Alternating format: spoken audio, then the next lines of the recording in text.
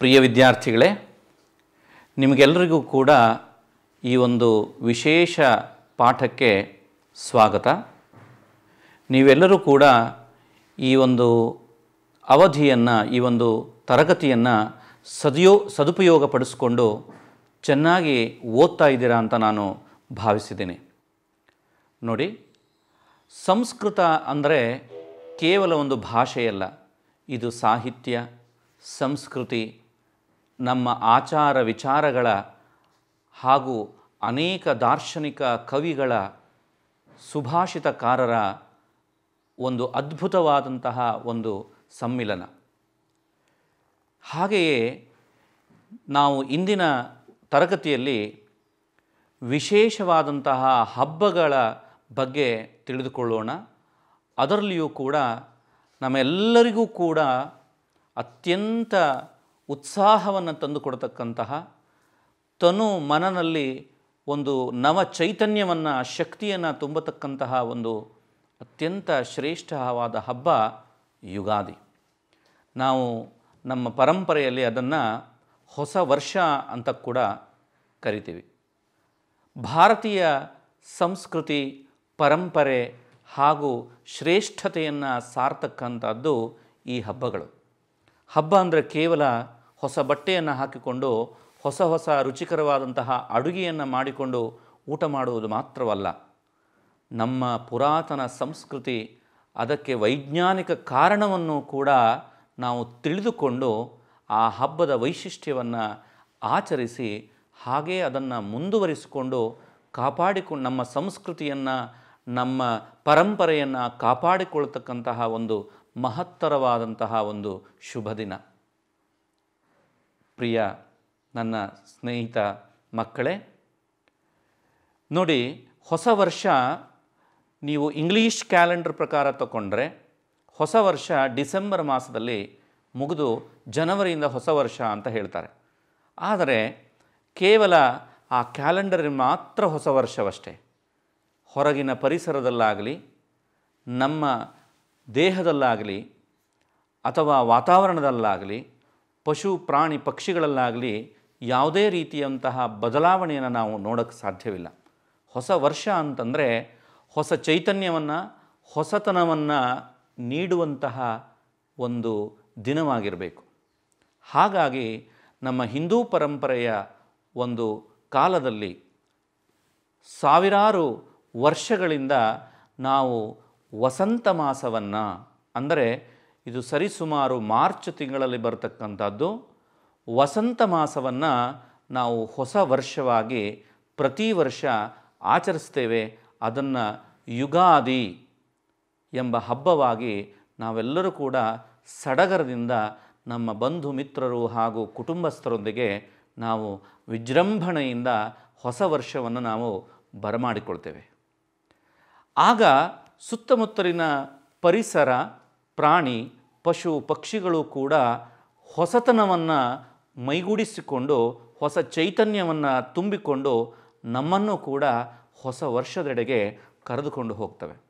My dear students, according to Hindu calendar, we can see the drastic changes in the month of Vasanta Rutu. That is, generally it may falls in the month of March. Everything will change in the environment. That is what we celebrate as the greatest festival called Yugadi. That is a new year for all of us. So today we are going to discuss about that particular festival and the meaning and significance of that festival called Chaitrotsavaha. I request you to please open the textbook, page number 82, lesson number 14, Chaitrotsavaha. ಮುದ್ದು ಮಕ್ಕಳೇ, 14ನೇ ಪಾಠ ಚೈತ್ರೋತ್ಸವ, ಪುಟ ಸಂಖ್ಯೆ 82. ಇದನ್ನು ನೀವು ನಿಧಾನವಾಗಿ ಅರ್ಥ ಮಾಡಿಕೊಳ್ಳಿ. ಪ್ರತಿಯೊಂದು ವಾಕ್ಯವನ್ನು ಕೂಡ ನಾನು ಓದಿ ಅದರ ಅರ್ಥವನ್ನು ನಿಮಗೆ ಅರ್ಥ ಮಾಡಿಸಲು ಪ್ರಯತ್ನ ಮಾಡ್ತೇನೆ. ಹಾಗೆಯೇ ಈ ಪಾಠ ನಂತರ ಅದರ ಪ್ರಶ್ನೋತ್ತರಗಳನ್ನು ಕೂಡ ನಾವು ಇಬ್ಬರೂ ಕೂಡ ಚರ್ಚಿಸೋಣ. ಮೊದಲಿಗೆ ನೋಡೋಣ. ಈ ಚೈತ್ರ ಉತ್ಸವ ಅಂತಂದರೆ ಹಬ್ಬ, ಚೈತ್ರ ಅಂದರೆ ಚೈತ್ರ ಮಾಸ, ವಸಂತ ಋತು. ಈ ಋತುಗಳು ಹಾಗೂ ಮಾಸದ ಬಗ್ಗೆ ನಾವು ಈ ಅಭ್ಯಾಸ ಭಾಗದಲ್ಲಿ ತಿಳ್ಕೊಳ್ಳೋಣ. ಮೊದಲು ನೀವು ಈ ವಸಂತ ಋತುವು ಚೈತ್ರ ಮಾಸದ ಮೊದಲನೇ ದಿನವಾದಂತಹ ಯುಗಾದಿ ಹಬ್ಬದ ಬಗ್ಗೆ ತಿಳ್ಕೊಳ್ಳೋಣ. ನೂತನ ಸಂವತ್ಸರಸ್ಯ ಪ್ರಾರಂಭ ಚೈತ್ರೋತ್ಸವೇನ ಭವತಿ. ಹೊಸ ವರ್ಷದ ಪ್ರಾರಂಭ ಈ ಚೈತ್ರ ಮಾಸದ ಮೊದಲನೇ ದಿನ, ಅಂದರೆ ಪ್ರತಿಪದ್ದಿನ ಅಂತ ಹೇಳ್ತೀವಿ. ಆವತ್ತಿನ ದಿನ ಭಾರತೀಯರೆಲ್ಲರಿಗೂ ಕೂಡ ಇದು ಹೊಸ ವರ್ಷ. ಅದನ್ನು ನಾವು ಯುಗಾದಿ ಹಬ್ಬ ಎಂಬುದಾಗಿ ಕೂಡ ಕರಿತೀವಿ. My dear students, the first ever day of the Chaitra ಮಾಸಂ, the month, we will call season called Vasanta, and that particular day we celebrate, all Bharatiyas we celebrate as a new year.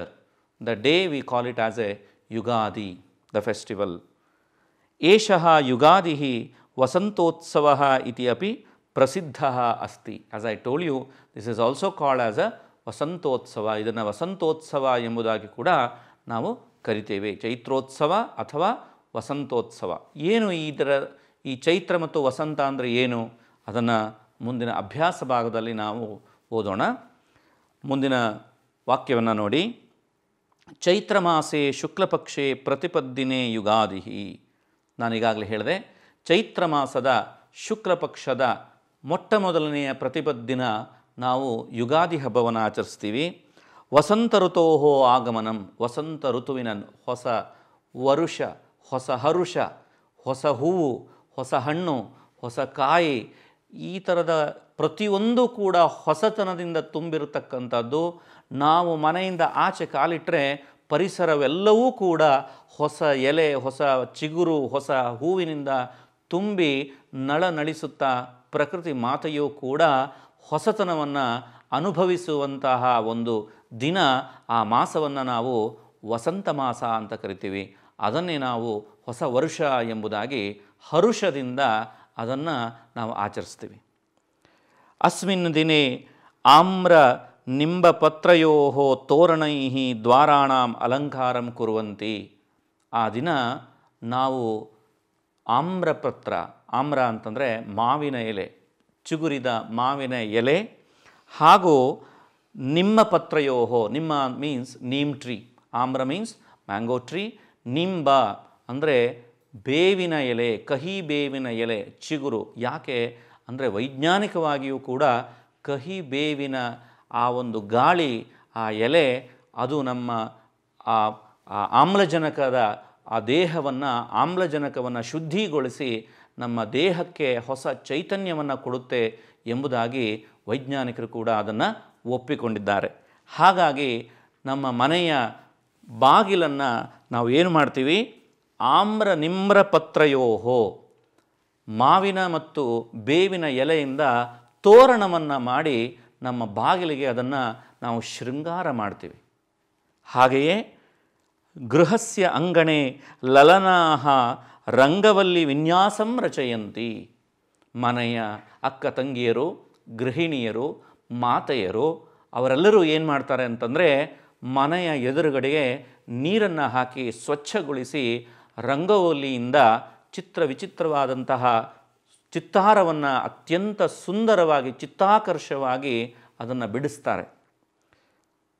My dear students, hope you have understood.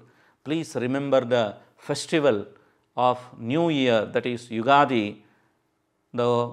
Our main doors will be decorated with a fresh mango leaves as well as the amla nimba means neem leaves.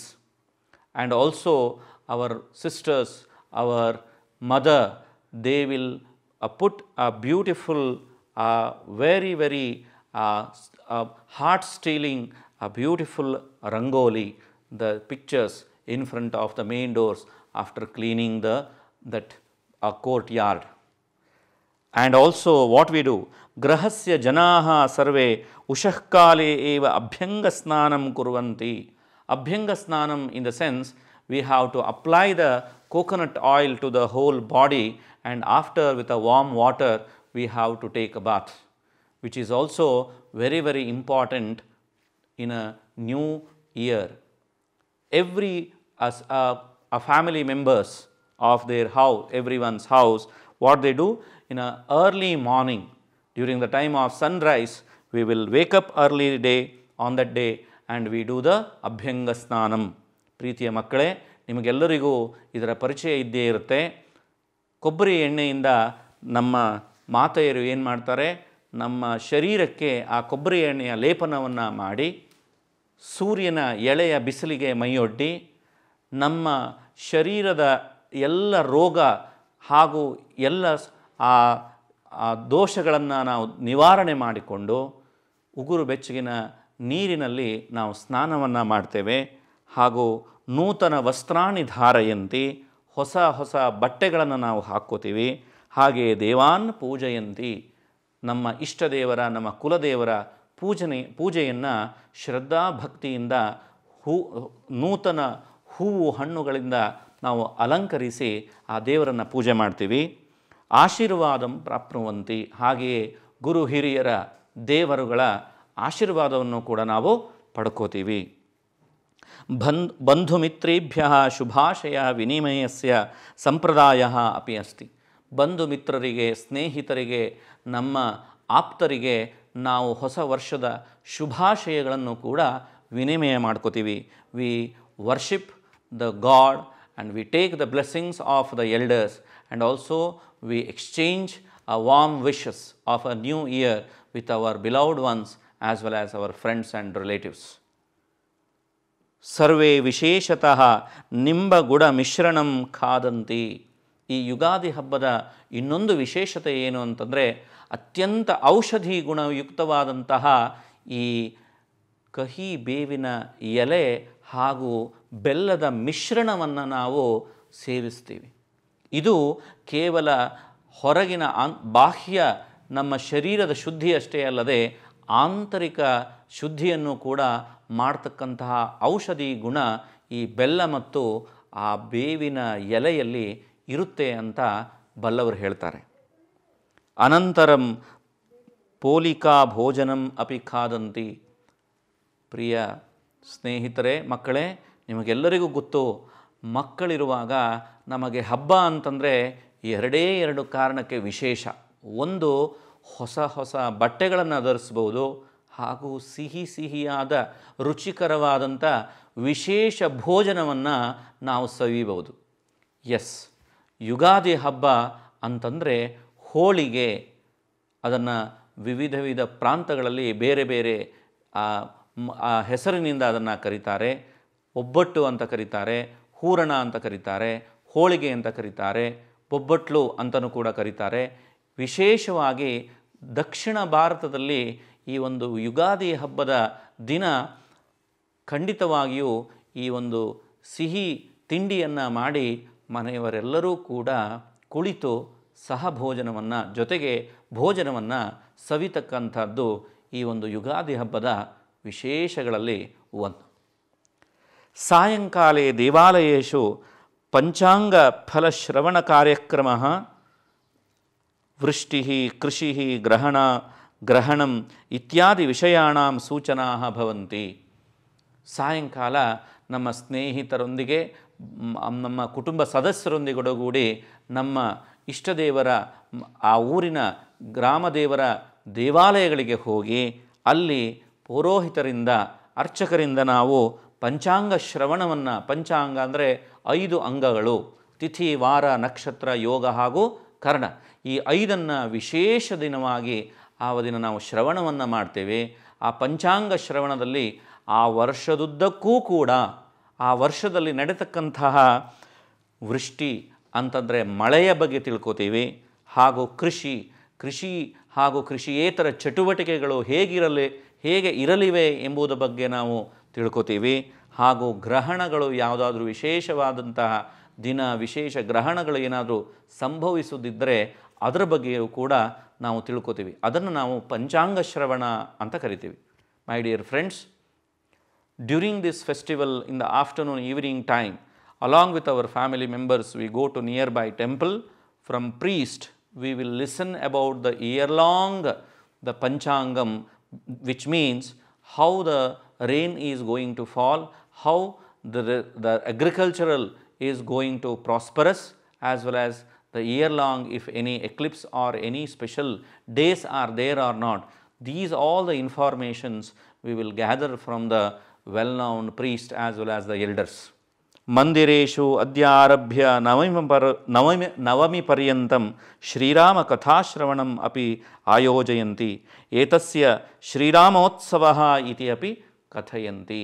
ಪ್ರೀತಿಯ ಮಕ್ಕಳೇ, ನಿಮಗೆಲ್ಲರಿಗೂ ಗೊತ್ತು, ಯುಗಾದಿ ಹಬ್ಬದ ಮುಗಿದ 8-9 ದಿನಗಳಲ್ಲಿ 9ನೇ ದಿನ ಶ್ರೀರಾಮನ ಜನ್ಮದಿನೋತ್ಸವ ಬರುತ್ತೆ. ಅದನ್ನು ನಾವು ಶ್ರೀರಾಮನವಮಿ ಎಂಬುದಾಗಿ ಕರಿತೀವಿ.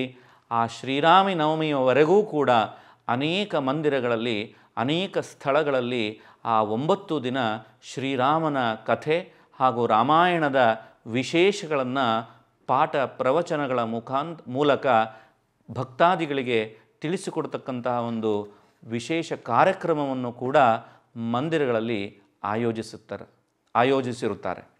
ಅಂದರೆ these 9 days, because after Yugadi the next festival will be Lord Sri Rama's birthday, which we call it as a Sri Rama Navami.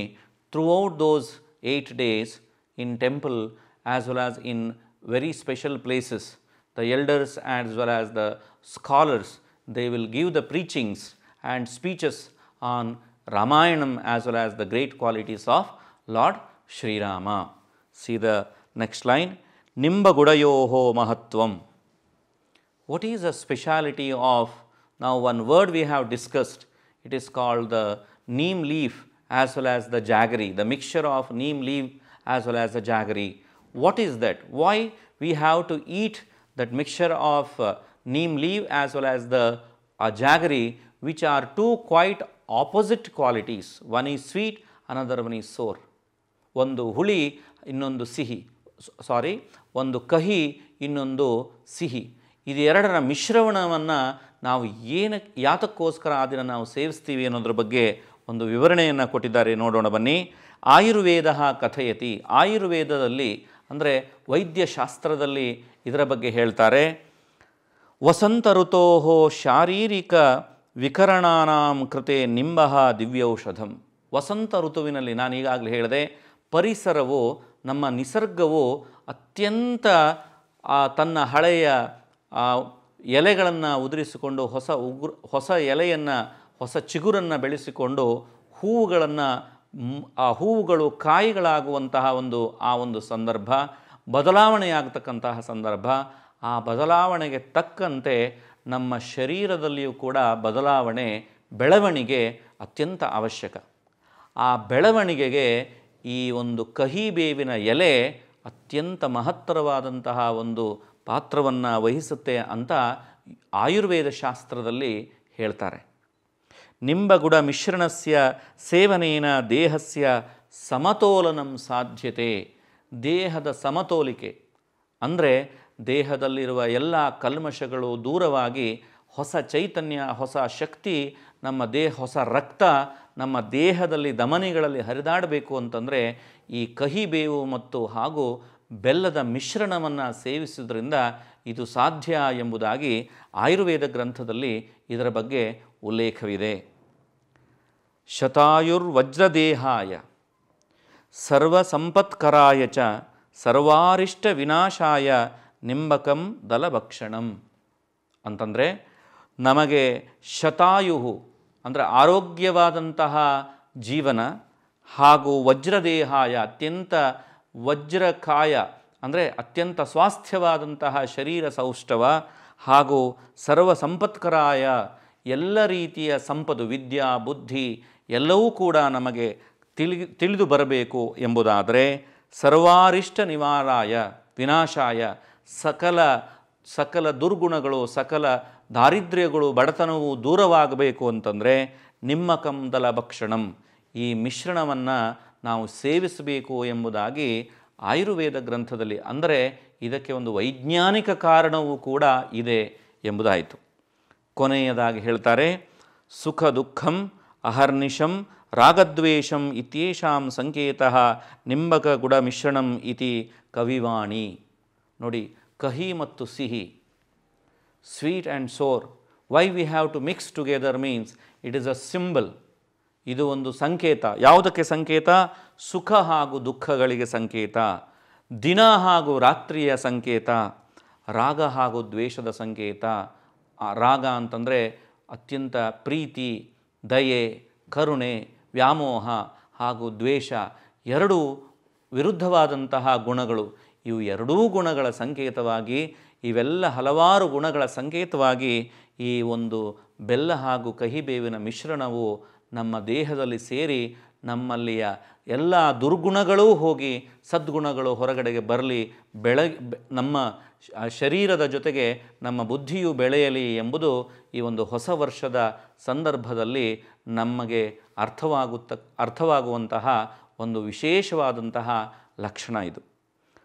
ಸುಖ ದುಃಖಂ ಲಾಭ ನಷ್ಟಂ ಜಯಾಪಜಯಂ ಏತಾನ್ ಸಮಾನ ಭಾವೇನ ಸ್ವೀಕೃತ್ಯ ಸ್ಥಿತಪ್ರಜ್ಞೋ ಭವ ಇತಿ ಆಧ್ಯಾತ್ಮಿಕ ಸಂದೇಶೋ ಅತ್ರ ಅಸ್ತಿ. ಇದಲ್ಲದೆ ಮಿತ್ರರೇ, ನೀವು ಕೇಳ್ಬೋದು, ಯಾಕೆ ವಿರುದ್ಧ ಎರಡು ಗುಣಗಳು ನಮ್ಮಲ್ಲಿರಬೇಕು ಅಂತಂದರೆ ಇದರ ಅರ್ಥ ಏನು ಅಂತಂದರೆ, ಸುಖ ದುಃಖಗಳಲ್ಲಿ, ಲಾಭ ನಷ್ಟಗಳಲ್ಲಿಯೂ, ಜಯ ಅಪಜಯಗಳಲ್ಲಿಯೂ ಕೂಡ ಸಮತ್ವಂ ಯೋಗ ಉಚ್ಯತೆ ಅಂತ ಹೇಳ್ತಾರೆ. ಅಂತಂದರೆ ನಮ್ಮ ಮನಸ್ಥಿತಿ ಈ ಪ್ರತಿಯೊಂದು ಹಂತದಲ್ಲಿಯೂ ಕೂಡ ಒಂದು ಸಮಾನವಾಗಿ ಸಮಚಿತ್ತದಿಂದ ಸ್ಥಿರತೆಯಿಂದ ನಾವು ಇರಬೇಕು ಅಂತಕ್ಕಂಥದ್ದು ಈ ಕಹಿಬೇವು ಮತ್ತು ಬೆಲ್ಲದ ಮಿಶ್ರಣವನ್ನು ಸೇವಿಸುವುದರ ಒಂದು ಸಂಕೇತ. ಚೈತ್ರ ಮಾಸೆ ಸಸ್ಯಾನಿ ವಿಕಸಂತಿ ವಿಲಸಂತಿ ಚ. ನಾನೀಗಾಗಲೇ ಹೇಳಿದೆ, ಚೈತ್ರ ಮಾಸದಲ್ಲಿ ಏನಾಗುತ್ತೆ ಅಂತಂದರೆ ಸಸ್ಯಗಳು, ಗಿಡ ಮರಗಳು ಕೂಡ ಹೊಸ ಚಿಗುರನ್ನು ಪಡೆದು ಅವುಗಳು ಬೆಳೀತಾ ಇರ್ತವೆ. ಹಾಗೆ ವಿಲಸಂತಿ ಆನಂದದಿಂದ ನಲಿಯುತ್ತಾ ಇರುತ್ತವೆ. ಆಮ್ರ ಪುಷ್ಪಾಣಿ ಫಲಿತ್ವಾ ಪಕ್ವಾನಿ ಫಲಾನಿ ಭವಂತಿ. ಮಾವಿನ ಹೂವುಗಳು ವಿಶೇಷವಾಗಿ ಈ ಚೈತ್ರ ಮಾಸದಲ್ಲಿ ಹಣ್ಣುಗಳ ರಾಜನಾದಂಥ ಮಾವಿನ ಹಣ್ಣು. ಆ ಮಾವಿನ ಮರ ಏನು ಮಾಡುತ್ತೆ, ಹೊಸ ಚಿಗುರನ್ನು ಒಡೆದು ಆ ಚಿಗುರು ಕಾಯಾಗಿ ನಂತರ ಹಣ್ಣಾಗುವಂತಹ ಒಂದು ಪರಿಕ್ರಮಣ, ಆ ಒಂದು ಬದಲಾವಣೆ ಆಗ್ತಕ್ಕಂತಹ ಒಂದು ಕಾಲ. ಹಾಗಾಗಿ ಆ ಒಂದು ಸಮಯದಲ್ಲಿ ಆಮ್ರವೃಕ್ಷೆ ಪಿಕಃ ಮಧುರಂ ಕೂಜಂತಿ. ನೀವೆಲ್ಲರೂ ಕೇಳಿರ್ತೀರ, ಕೋಗಿಲೆ ಎಲ್ಲ ಪಕ್ಷಿಗಳಿಗೂ ಕೂಡ ಅತ್ಯಂತ ಸುಮಧುರವಾಗಿ ಹಾಡ್ತಕ್ಕಂತಹ ಆ ಒಂದು ಪಕ್ಷಿ ಕೋಗಿಲೆ ಅಂತ ನಾವು ಹೇಳ್ತೀವಿ. ಕೋಗಿಲೆಗೆ ಮಾವಿನ ಹಣ್ಣು, ಮಾವಿನ ಕಾಯಿ, ಮಾವಿನ ಚಿಗುರು, ಮಾವಿನ ಮರ ಅಂತಂದರೆ ಅತ್ಯಂತ ಪ್ರೀತಿಯಂತೆ. ಹಾಗಾಗಿ ಸಂತೋಷದಿಂದ ಆ ಮಾವಿನ ಹೊಸ ಚಿಗುರನ್ನು ನೋಡಿದಂತಹ ಕೋಗಿಲೆ ಆ ಒಂದು ತನ್ನ ಸುಮಧುರವಾದ ಗಾಯನದಿಂದ ಪರಿಸರ ಪ್ರಾಂತವನ್ನು, ಆ ಒಂದು ವಾತಾವರಣವನ್ನು ಅತ್ಯಂತ ಸಂತೋಷಮಯಗೊಳಿಸುತ್ತೆ. ಆ ಆನಂದಮಯಗೊಳಿಸ್ತಕ್ಕಂಥ ಒಂದು ಕಾಲ ಈ ವಸಂತ ಕಾಲ ಎಂಬುದು ವಿಶೇಷ. ಮನೋಲ್ಲಾಸ ನವೋಲ್ಲಾಸ ಚ ಭವತಿ. ನಮ್ಮ ಮನಸ್ಸು, ದೇಹ ಹಾಗೂ ಪ್ರತಿಯೊಂದು ಅಂಗಗಳು ಕೂಡ ಹೊಸ ಚೈತನ್ಯದಿಂದ ಹೊಸ ಆನಂದವನ್ನು ತುಂಬಿಕೊಡುವಂತಹ ಕಾಲ ಈ ವಸಂತ ಕಾಲ. ಇದು ಈ ಯುಗಾದಿ ಹಬ್ಬದ ವಿಶೇಷ. ಹಾಗಾಗಿ ಮಕ್ಕಳೇ, ನಮಗೆಲ್ಲರಿಗೂ ಕೂಡ ಭಾರತೀಯರಿಗೆ ವಿಶೇಷವಾಗಿ ಹೊಸ ವರ್ಷ ಅಂತಂದರೆ ಯುಗಾದಿ, ವಸಂತ ಕಾಲ. ಅದನ್ನು ಚೈತ್ರ ಮಾಸದ ಮೊದಲನೇ ದಿನ ಎಂಬುದಾಗಿಯೂ, ವಸಂತ ಕಾಲದ ಮೊದಲನೇ ದಿನ ಎಂಬುದಾಗಿಯೂ, ಯುಗಾದಿ ಹಬ್ಬ ಹೊಸ ವರುಷ ಎಂಬುದಾಗಿಯೂ ನಾವು ಪ್ರತಿ ವರ್ಷ ಅತ್ಯಂತ ಉತ್ಸಾಹದಿಂದ ಆಚರಿಸಿಕೊಂಡು ಬರ್ತಾ ಇದ್ದೇವೆ. ಈ ಪರಂಪರೆ, ಈ ಸಂಸ್ಕೃತಿಯನ್ನು ಬೆಳೆಸಿ ಕಾಪಾಡಿ ಇದನ್ನು ಮುಂದುವರಿಸುವ ಜವಾಬ್ದಾರಿ ನಮ್ಮೆಲ್ಲರದು ಕೂಡ. ಬನ್ನಿ ಈಗ ಈ ಪಾಠದ ಅಭ್ಯಾಸ ಭಾಗವನ್ನು ನೋಡೋಣ. ಅದೇ ಪೇಜಿನಲ್ಲಿ ನಿಮಗೆ ಪ್ರಶ್ನೋತ್ತರಗಳಿವೆ. ಈ ಹಿಂದೆ ಕೆಲವು ಪಾಠಗಳಲ್ಲಿ ನೀವು ಈ ರೀತಿಯ ಪ್ರಶ್ನೆಗಳಿಗೆ ಹೇಗೆ ಉತ್ತರಿಸಬೇಕು ಎಂಬುದನ್ನು ನೀವು ಆಲ್ರೆಡಿ ತಿಳ್ಕೊಂಡಿದ್ದೀರಾ. ಅದನ್ನು ನೋಡೋಣ. ಮೊದಲನೆಯ ಪ್ರಶ್ನೆ, ಏಕವಾಕ್ಯೇನ ಉತ್ತರಂ ಲಿಖತ.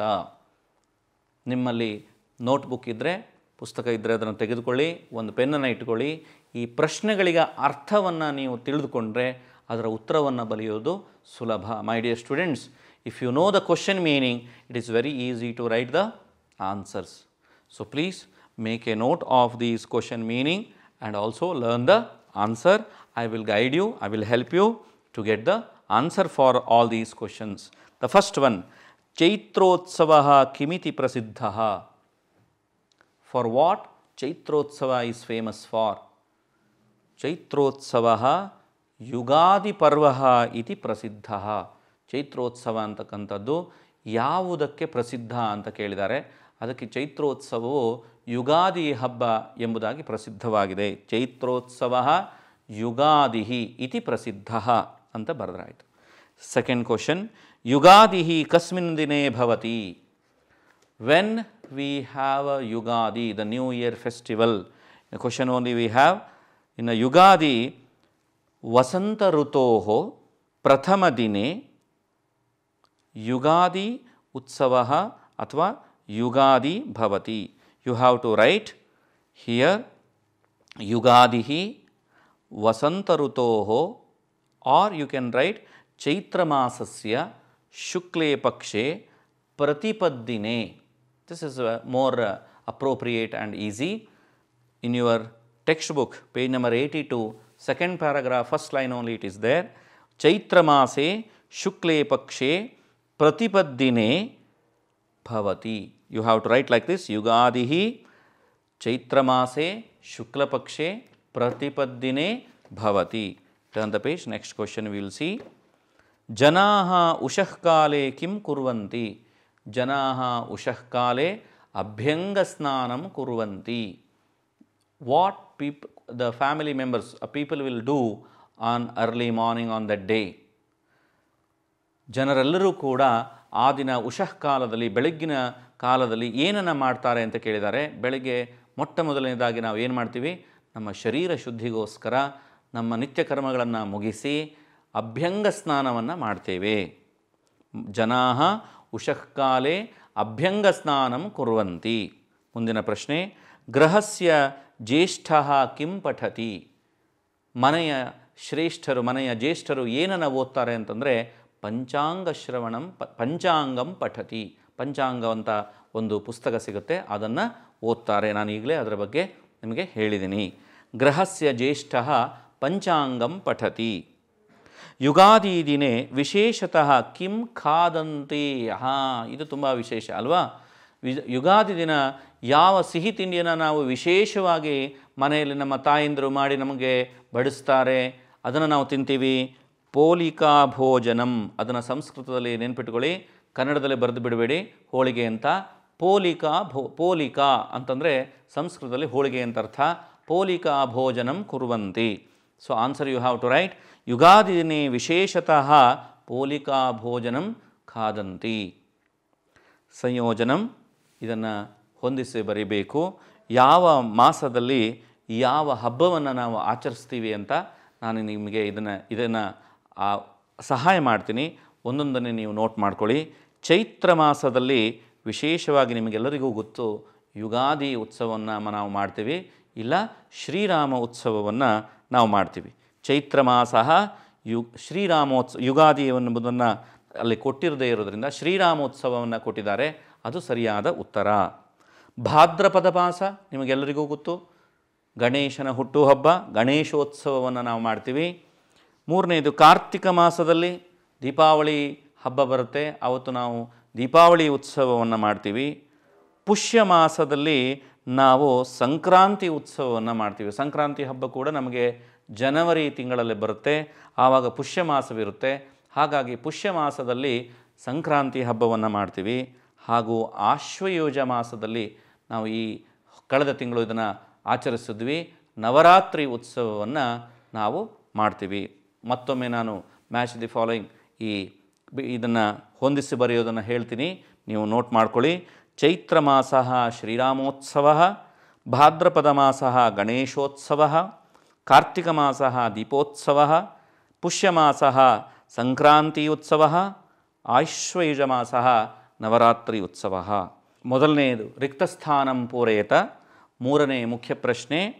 ಅದರಲ್ಲಿ ಫಿಲ್ ಇನ್ ದ ಬ್ಲ್ಯಾಂಕ್ಸ್ ಅಂತ ಕೊಟ್ಟಿರ್ತಾರೆ, ಅದನ್ನು ಉತ್ತರವನ್ನು ನೋಡೋಣ ಬನ್ನಿ. ಡ್ಯಾಶ್ ಇತಿ ಆಧ್ಯಾತ್ಮಿಕ ಸಂದೇಶ ಸ್ಥಿತಪ್ರಜ್ಞಭಾವ, a stable mindset is a ಆಧ್ಯಾತ್ಮಿಕ ಸಂದೇಶ. It is a philosophical message. Second one, ತೋರಣೈ ಡ್ಯಾಶ್ ಅಲಂಕಾರ ಕುರ್ವಂತಿ. ತೋರಣೈ, ತೋರಣಗಳಿಂದ ನಾವು ಯಾವ ಅಲಂಕಾರ ಮಾಡ್ತೀವಿ? ದ್ವಾರಾಣಾಂ ಅಲಂಕಾರ ಕುರ್ವಂತಿ. ದ್ವಾರಗಳ ಅಲಂಕಾರವನ್ನು ನಾವು ತೋರಣಗಳಿಂದ ಮಾಡ್ತೀವಿ. ನಿಂಬಗುಡ ಮಿಶ್ರಣಸ್ಯ ಸೇವನೇನ ದೇಹಸ್ಯ ಸ್ವಾಸ್ಥ್ಯ ಸಾಧ್ಯತೆ. ಈ ನಿಮ್ಮ ಗುಡ ಮಿಶ್ರಣದಿಂದ ಏನಾಗುತ್ತೆ ಅಂದರೆ ದೇಹಸ್ಯ ಸಮತೋಲನಂ ಅಂತ ಬರ್ಕೊಳ್ಳಿ. ದೇಹಸ್ಯ ಸಮತೋಲನಂ ಸಾಧ್ಯತೆ. ಸರ್ವೇ ನಿಮ್ಮಕಗುಡ ಮಿಶ್ರಣಂ ಖಾದಂತಿ. ಇದು ಮೇಲೇನೇ ಇದೆ, ಅದನ್ನು ನೋಡಿ ನೀವು ಬರ್ಕೋಬೋದು. ಇನ್ನೊಮ್ಮೆ ಹೇಳ್ತೀನಿ. ಮೊದಲನೇ ಉತ್ತರ, ಸ್ಥಿತಪ್ರಜ್ಞಭಾವ ಇತಿ ಆಧ್ಯಾತ್ಮಿಕ ಸಂದೇಶ. ತೋರಣೈ ದ್ವಾರಾಣಾಂ ಅಲಂಕಾರಂ ಕುರ್ವಂತಿ. ನಿಮ್ಮಕಗುಡ ಮಿಶ್ರಣಸ್ಯ ಸೇವನೇನ ದೇಹಸ್ಯ ಸಮತೋಲನಂ ಸಾಧ್ಯತೆ. ಸರ್ವೇ ನಿಮ್ಮಕಗುಡ ಮಿಶ್ರಣಂ ಖಾದಂತಿ. ಪಿಕಃ ವಸಂತಮಾಸೆ ಮಧುರಂ ಕೂಜತಿ. ಪಿಕಃ ಅಂತಂದರೆ ಕೋಗಿಲೆ. ವಸಂತಮಾಸೆ ಮಧುರಂ ಕೂಜತಿ, ಅತ್ಯಂತ ಮಧುರವಾಗಿ ಅದು ಹಾಡುತ್ತದೆ ಅಂತ ಅರ್ಥ. Next fourth main, we have a synonyms. We have to write the same similar meaning words. The first one, ಲಲನ. ಲಲನ ಈಸ್ ನಥಿಂಗ್ ಬಟ್ ಗೃಹಿಣಿ ಅಥವಾ ಸ್ತ್ರೀ ಅಂತ ಬರಿಬೋದು. Griham means house. ಸದನಂ ಗೇಹ ಅಂತ ಬರಿಬೋದು. ಮಂದಿರಂ ದೇವಾಲಯಂ. Synonyms, same meaning words. ದೇವಾಲಯಂ. ಪಿಕಃ ಕೋಕಿಲಃ. ಪಿಕಃ ಅನದರ್ ವರ್ಡ್ ಈಸ್ ಕೋಕಿಲಃ. ವಿರುದ್ಧಾರ್ಥಕ ಪದಂ, ದ ಫಿಫ್ತ್ ಮೇನ್, ಜ್ಯೇಷ್ಠ ದೊಡ್ಡವರು ಹಿರಿಯರು. ಕನಿಷ್ಠ ಕಿರಿಯವರು, ದ ಯಂಗರ್ ಒನ್. ಜಯಂ ಅಪಜಯಂ. ಜಯ ಮೀನ್ಸ್ ವಿಕ್ಟ್ರಿ, ಅಪಜಯ ಮೀನ್ಸ್ ಲೂಸ್. ನೂತನಂ ನ್ಯೂ ಒನ್. ಪುರಾತನಂ ದ ಓಲ್ಡ್ ಒನ್. ಲಾಭ ನಷ್ಟಃ. ಲಾಭ ನಷ್ಟಃ. ಇತರ ವಚನದ್ವಯಂ ಲಿಖತ. ಇನ್ನೆರಡು ವಚನಗಳನ್ನು ನಾವು ಬರಿಬೇಕು. ನೀವು ಶಬ್ದವನ್ನು ಈಗಾಗಲೇ ನಿಧಾನವಾಗಿ ಹಂತವಾಗಿ ಅಭ್ಯಾಸವನ್ನು ಮಾಡಿರ್ತೀರ. ಇದು ಪುಲ್ಲಿಂಗ ಶಬ್ದದ ಕೆಲವು ಉದಾಹರಣೆಗಳನ್ನು ಕೊಟ್ಟಿದ್ದಾರೆ, ನೋಡೋಣ. ವೃಕ್ಷಸ್ಯ ಷಷ್ಠಿ ವಿಭಕ್ತಿ ಏಕವಚನ ಕೊಟ್ಟಿದ್ದಾರೆ. ದ್ವಿವಚನ ಬಹುವಚನ ರೂಪವನ್ನು ಬರೆಯೋಣ. ವೃಕ್ಷಸ್ಯ ವೃಕ್ಷಯೋಃ ವೃಕ್ಷಾಣಾಂ.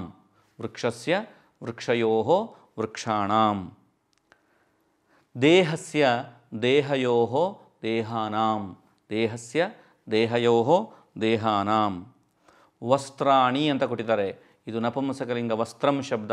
ಪ್ರಥಮ ಮತ್ತು ದ್ವಿತೀಯ ವಿಭಕ್ತಿಯಲ್ಲಿ ಏಕರೂಪದ ರೂಪಗಳಿರ್ತವೆ. ವಸ್ತ್ರಂ ವಸ್ತ್ರೇ ವಸ್ತ್ರಾಣಿ. ವಸ್ತ್ರಂ ವಸ್ತ್ರೇ ವಸ್ತ್ರಾಣಿ. ಈ ರೀತಿ ನೀವು ಬರ್ಕೊಳ್ಳಿ. ಉತ್ಸವೈಹಿ. ಉತ್ಸವೇನ ಉತ್ಸವಾಭ್ಯಾಂ ಉತ್ಸವೈಹಿ. ಉತ್ಸವೇನ ಉತ್ಸವಾಭ್ಯಾಂ ಉತ್ಸವೈಹಿ. ದೇವಾನ್ ದೇವಂ ದೇವೌ ದೇವಾನ್. ರಾಮಂ ರಾಮೌ ರಾಮಾನ್ ಇದ್ದ ಹಾಗೆ. ಇತರ ವಚನದ್ವಯಂ ಲಿಖತ ಅಂತ ಕೊಟ್ಟಿದ್ದಾರೆ. ಇದು ಕ್ರಿಯಾಪದ ರೂಪ. ಇಲ್ಲಿ ವಿಲಸತಿ ವಿಲಸತಃ ವಿಲಸಂತಿ. ಖಾದಸಿ ಖಾದಥಃ ಖಾದಥ. ಪಶ್ಯಾಮಿ ಪಶ್ಯಾವಹ ಪಶ್ಯಾಮಃ. ಈಗ ನಾವು ಅತ್ಯಂತ ಪ್ರಮುಖವಾದಂತಹ ಆ ಒಂದು ಹಂತದಲ್ಲಿ, ನೀವು ಈಗಾಗಲೇ ಕೇಳ್ತಾ ಇದ್ರಲ್ಲ, ಎಷ್ಟು ಮಾಸಗಳು ಅಂದರೆ ಏನು, ಋತುಗಳು ಅಂದರೆ ಏನು ಅಂತ. ನೀವೆಲ್ಲರಿಗೂ ಬಹುಶಃ ನೀವು ಕಲ್ತಿರೋದು ಈ ಜನವರಿ ಫೆಬ್ರವರಿ ಇಂಗ್ಲೀಷ್ ಮಾಸಗಳನ್ನು. ಆದರೆ ನಮ್ಮ ಭಾರತೀಯ ಪದ್ಧತಿಯ ಪ್ರಕಾರ ನಮಗೆ ಈ ಚೈತ್ರ ಮಾಸ ಅಂದರೆ ಈ ಯುಗಾದಿಯಿಂದ ನಮಗೆ ಮಾಸ ಅಂತಂದರೆ ತಿಂಗಳು ಅಂತ ಅರ್ಥ. 30 ದಿನಗಳಿಗೆ ಒಂದು ತಿಂಗಳು ಅಂತ ಕರಿತೀವಿ. ಒಂದು ತಿಂಗಳಿಗೆ ನಾವು ಒಂದು ಮಾಸ ಅಂತ ಕರಿತೀವಿ. ಹಾಗೆ ಒಟ್ಟಾರೆ ಎಷ್ಟು ಮಾಸಗಳಿವೆ? 12 ಮಾಸಗಳಿವೆ. ಮಕ್ಕಳೇ, ಎಷ್ಟು ಮಾಸಗಳಿರುತ್ತೆ ಒಂದು ವರ್ಷದಲ್ಲಿ? 12 ಮಾಸಗಳು ಇರುತ್ತವೆ. ಆ 12 ಮಾಸಗಳಿಗೆ ನಾವು 6 ಋತುಗಳು ಅಂತ ಕರಿತೀವಿ. ಋತು ಈಸ್ ನಥಿಂಗ್ ಬಟ್ ಸೀಸನ್. ಮಾಸ is nothing but month. So in a year there will be a 12 months. So, and in a year 12 months, obviously there will be a 6 rutus are nothing but season. Rutus are nothing but season. You see how scientifically it is made of. First Chaitra and Vaishakha Masa, Chaitra and Vaishakha Masa, that is Vasanta Rutu. During the time, a new leaves, a new flowers, a new nut, fruits which are going to come. That 2 months, March and April, we will call it as a Vasanta Rutu. Jyeshtha and Ashada, we will call it as a Grishma Rutu. Grishma means summer. You see, May and June, it will be usually a summer time. So that is why we call it as a Grishma Rutu. 2 months, it is given in the table only. Easily you can understand. Jyeshtha and Ashadha, these 2 months we call it as a Grishma Rutu. Shravana and Bhadrapada, we call it as a Varsha Rutu, it is a rainy season. And Ashvayuja and Kartika, we call it as a Sharad Rutu, it is a winter season. Margashirsha and Pushyamasa, we call it as a Hemanta Rutu, it is a spring season, isn't it? And Magha and Palguna, it is called Shishira Rutu. These are the 12 months as well as the 6 seasons. You have to remember it. Now, as I told you, 1 month means 30 days. 30 days we will divide into 2. 15 days, 15 days. It's called Paksha. You know, full moon night as well as black fortnight, right? Means Amamasya and Paurnami. Paurnami we call it as full moon night. Amamasya we call black fortnight. During this time what will happen? Now from the first day, that's why you see full moon night to Amamasya or Amamasya to full moon night, there will be a changes in the size of the moon. Moon will become slowly crescent moon and he will filled up and he will become full moon. Again vice versa, he will be slowly decreasing, isn't it? So that is what we call it as a Paksha. Now every 15 days, Paksha means 15 days, all these 15 days we have different festivals in different seasons. That is what they have given in the table. Once I will read out, you may understand. Pratipat Yugadi Parvaha. Yugadi Pratipat means Yugadi festival will be celebrated on the first day ever of Vasanta Masam. These all will not comes together in a different season, different scientific reason is also there, and different reasons, seasons, different days these festivals will come. Dvitiya, we have a Bhagini Dvitiya. Tritiya, Akshaya Tritiya, in the month of April we will call. Chaturthi, Ganesha Chaturthi, you know, Lord Ganesha's birthday. Panchami, Naga Panchami, you know, snake's birthday. We will call it as a Subramanya, Ganesha's brother also. Shashti, Subramanya Shashti, it is his birthday. Saptami, Ratha Saptami, it is also in the month of May. Ashtami, Durga Ashtami, you know, in the month of October, in the Navaratri we have. Navami, Mahanavami, that is what we call it as Ayudha Puja as well. Dashami, Vijaya Dashami, the next day. Ekadashi, Vaikuntha Ekadashi, in the month of January we have. Dwadashi, Utthana Dwadashi, this is what we call as a Tulasi Puja in the month of November. And Trayodashi, Shani Trayodashi, Lord Shanishwara's birthday. And Chaturdashi, that is Naraka Chaturdashi, it is Yugad Deepavali festival. And Purnima is Holi Purnima, Holika, you know, Holi Purnima, it's a month of March, April. And Amamasya, it is called Mahalaya Amamasya. Now, last but very important, you have to learn about the 7 days in a week and what it is called. Aditya Vasaraha we call Bhanu Vasaraha. Soma Vasaraha we call it as a Indu Vasaraha. Mangala Vasaraha, it is also called Bhauma Vasaraha. Buddha Vasaraha, Saumya Vasaraha. Guru Vasaraha, Brahaspati Vasaraha. Shukra Vasara we call Bhargava Vasaraha. Shani Vasaraha we call it as a Manda Vasaraha. Suppose if you say Adya, today. Adya means what? Today. Shvaha, tomorrow. Parashvaha, day after tomorrow. Praparashvaha, one day after tomorrow. See, today, Adya. tomorrow Shvaha, day after tomorrow Parashvaha, one day after tomorrow Parashvaha. Similarly, Adya today, Hyaha yesterday, Parahyaha day before yesterday, Praparahyaha one day before yesterday. So there is a one table, you can easily practice this one. Suppose if you calculate Wednesday, Budhavasara as Adya today means, can you tell me when Mangalavasara will be? Hyaha. Today suppose if it is Wednesday, then yesterday will be Hyaha Mangalavasaraha. Parahyaha Somavasaraha. Praparahyaha Bhanuvasaraha. A day before yesterday was Bhanuvasara. Similarly, Adya Budhavasaraha. Shvaha Brahaspati-vasaraha, Parashvaha Bhargava-vasaraha, and Praparashvaha Mandavasaraha, that is Saturday. Like this you can practice, my dear children. Hope you have understood and enjoy the new festival celebration, Yugadi Festivals Day, Chaitrotsavaha lesson, and practice these question and answers very carefully, and we will meet you on another class. Till then, take care of yourself and Shubham Bhuyat.